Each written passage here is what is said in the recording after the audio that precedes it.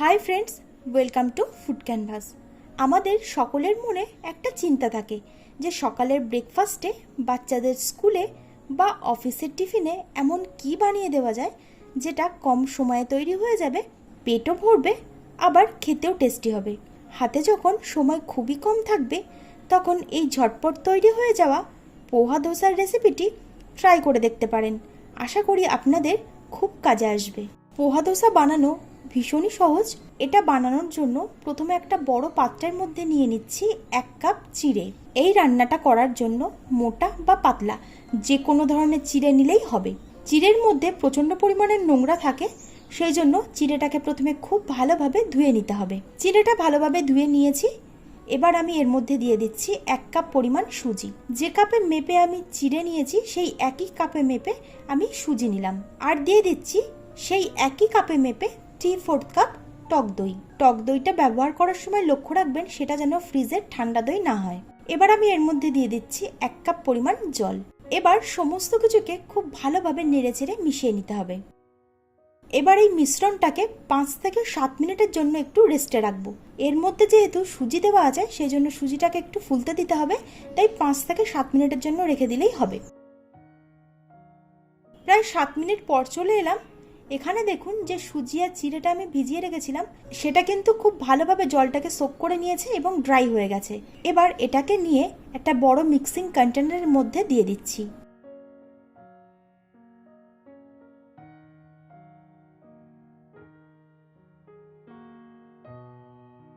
এবার আমি এর মধ্যে আরও 1 কাপ পরিমাণ জল দিয়ে দিলাম।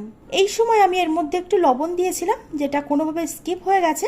আপনারা যখন ব্যাটারটা ব্লেন্ড করবেন ঠিক সেই সময় এর মধ্যে একটু স্বাদ অনুযায়ী লবণ দিয়ে দেবেন। দেখুন এখানে মিশ্রণটা আমাদের তৈরি হয়ে গেছে, মানে ধোসার ব্যাটারটা আমাদের তৈরি হয়ে গেছে। ব্যাটারের ঘনত্বটা আপনারা একটু দেখে নিন, এটা কিন্তু খুব বেশি পাতলা হবে না, আবার খুব বেশি ঘন হবে না।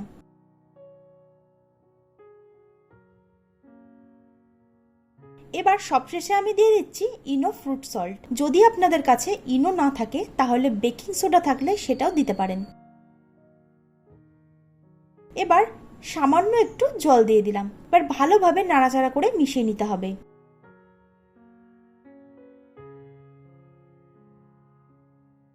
আমাদের ব্যাটারটা এখানে একদম রেডি।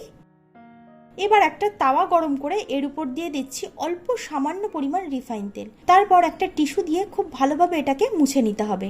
এই রান্নাতে কিন্তু কোনো ধরনের তেল ব্যবহার করা হয় না, বিনা তেলেই রান্নাটা হবে। এবার ফ্লেমটাকে মিডিয়ামে রেখে 1 কাপ পরিমাণ ব্যাটার আমি এর মধ্যে দিয়ে দিলাম। ব্যাটারটা দেওয়ার সময় ফ্লেমটাকে মিডিয়ামে রাখতে হবে।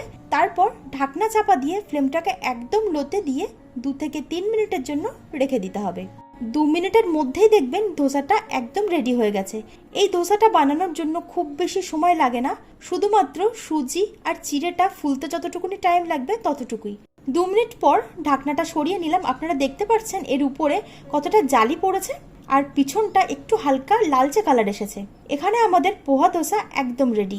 ঠিক একইভাবে বাকি যে ব্যাটারটা আছে সেটা দিয়ে আমি ধোসাগুলো বানিয়ে নেব। তাহলে আপনারা দেখলেন তো কত সহজে এবং তাড়াতাড়ি এই পোহা ধোসাটা তৈরি হয়ে যায়। এটা ভীষণই স্বাস্থ্যকর একটা রেসিপি। আপনারা ব্রেকফাস্ট বা ডিনারে অবশ্যই এটা বানিয়ে নিতে পারবেন। এই পোহা ধোসাটা কতটা নরম হয় সেটা আপনারা দেখে বুঝতেই পারছেন। এটাকে আপনারা বাচ্চাদেরকেও বানিয়ে দিতে পারেন, খেতে কিন্তু খুবই ভালো লাগে। আজকের এই পোহা ধোসাটা আমি সার্ভ করেছি নারকেলের চাটনি দিয়ে। নারকেলের চাটনি কিভাবে বানাতে হয় তার রেসিপি অলরেডি আমার চ্যানেলে আপলোড করা আছে। আমি লিঙ্কটা ডিসক্রিপশন বক্সে আর আই বাটনে দিয়ে দেবো, আপনারা অবশ্যই চেক করে নেবেন। আর বাড়িতে অল্প একটু সবজি রান্না হয়েছিল সেটাও আমি এর সঙ্গে পরিবেশন করেছি। আজকের রেসিপিটি আপনাদের কেমন লাগলো অবশ্যই কমেন্টে জানাবেন।